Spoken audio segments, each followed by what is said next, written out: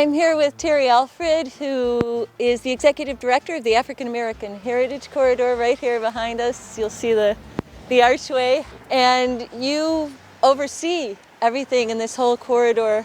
Right, so what I do is I'm the Executive Director of the Commission, the Corridor Commission. And basically what we do is the Commission serves to endeavors to integrate the cultural significance and impact of African Americans in the city of Buffalo historically.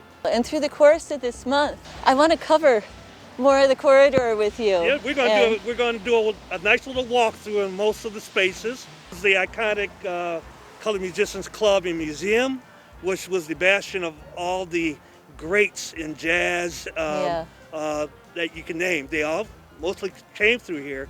It also includes the Edward Nash House, Reverend Edward Nash House, which you'll be visiting, which was the home of the one of the prestigious pastors of the day. But with the onset of social justice and folks wanting to be awake in terms of who they are, where they come from, and where they want to go, we are kind of like carrying on the baton, if you will, for those individuals. And it's such vital work, especially now. Absolutely. Absolutely. Yes. Thank you for everything you do. Thank you. Really, Thank you. It's We appreciate beautiful. it. Thank you very much. I'm here today with George Scott at the Colored Musicians Club in Buffalo, New York, and I have spent many hours in this place listening to some of the most extraordinary musicians. This is one of the oldest black musician clubs in the country, left. right? Yeah. That's still left. Would it have only been black musicians in the early days, or did everybody come and congregate? Well, what was special about this club, we were probably one of the first to actually have black and white musicians, as well as black and white audiences. Right. Because the bottom line, it was about the music. Right. And if you wanted to play jazz, I mean, this was the spot in Buffalo where you learned it.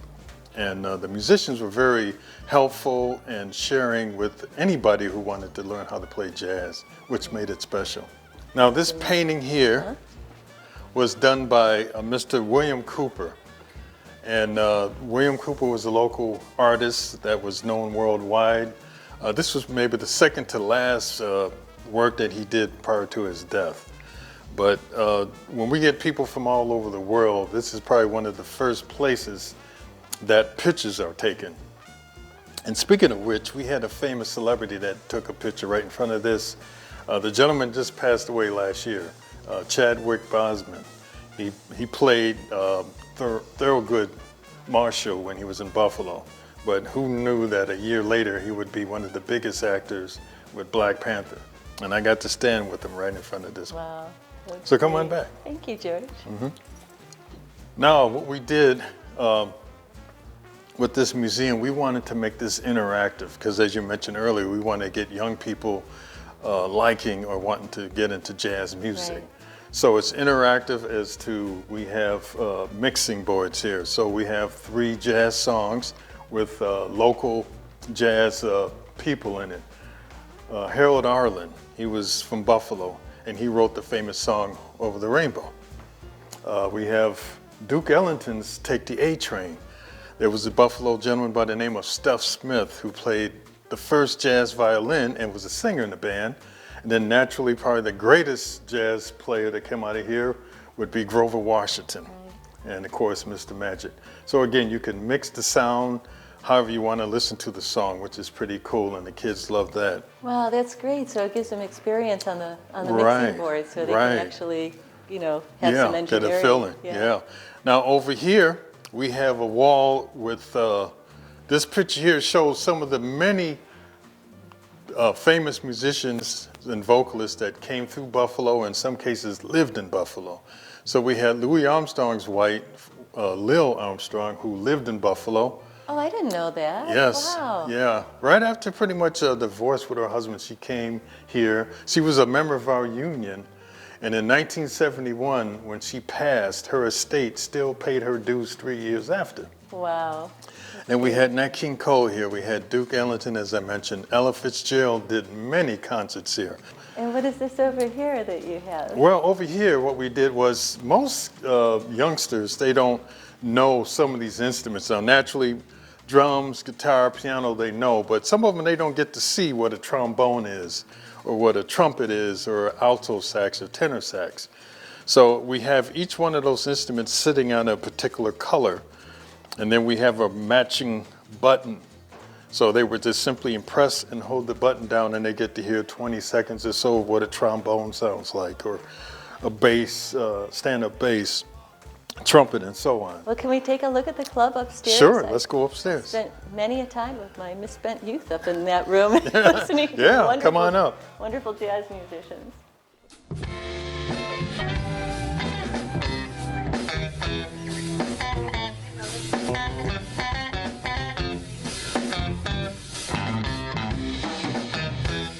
George, tell me a little bit about the club up here.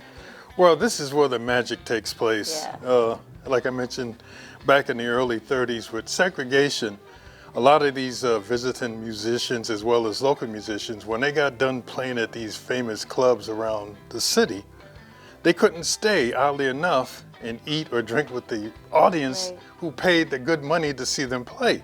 Because of that, they had no place else to eat or drink, so they came back to the club. So in a way, it was a good thing, because now our local musicians, they got to meet these guys doing the jam session. And when they heard these guys playing, they said, wow, this guy's pretty good. You know, how would you like to tour with us? So it almost worked out like a booking agency being up here playing with those guys. That's and it was great. Well, when they first moved into the building, naturally, this wasn't a bar yet. It was just a building. Right. So they would bring up like cases of either beer or wine or whatever. So they would put the case on its side, then set the bottle on the case, and they served from there.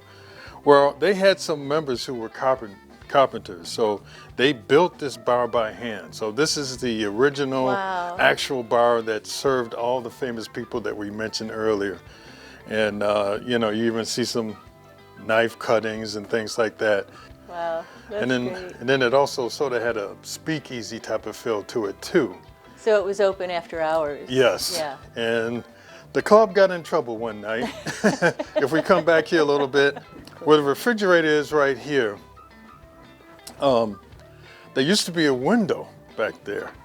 And one of those nights, while the guys were up here, they were playing cards and drinking and whatnot. There was a building that was right up against this building. So one of the cops got a ladder, climbed up on the roof, he looked through the window, then he called some more cops, and then they raided the place through the window. The following day, the guys who weren't arrested, they bricked up that window. Then they made a trap door in the kitchen. This would come up. Yeah, so let me move that. Oh, that's great. Yeah, and they would go down and out the basement and out. Oh, that is the best. What a great story. So, you know, that's what Prohibition gave you, some great hiding places. That's wonderful. Yeah. So, you know, that's the story of this club up here. But again, you can see it was a long, narrow building, but the sound was impeccable. I mean, there was not a bad seat in this place. And the fact that you can think of having, you know, Charlie Parker, Miles Davis, Coltrane and stuff in this building playing was amazing. Yeah, so this is our humble little home, and you know, can't wait where we can open it up for the public.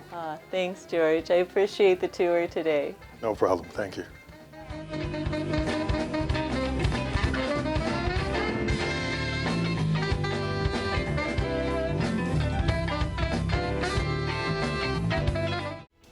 Thank you for joining us today on this magical ride into passionate living. Join us each week on Tuesday and Thursday evenings at 8 and Sunday mornings at 11. Plus, you can view segments of our show on YouTube at passionateliving.tv or on our website at passionateliving.com. Our goal in producing the show is to inspire you to live your dreams, as your journey will end up affecting the world around you in a powerful way. We hope you'll join us each week as we journey into the realms of passionate living. Until our next adventure, remember to take at least one baby step to bring you a little closer to living your dreams.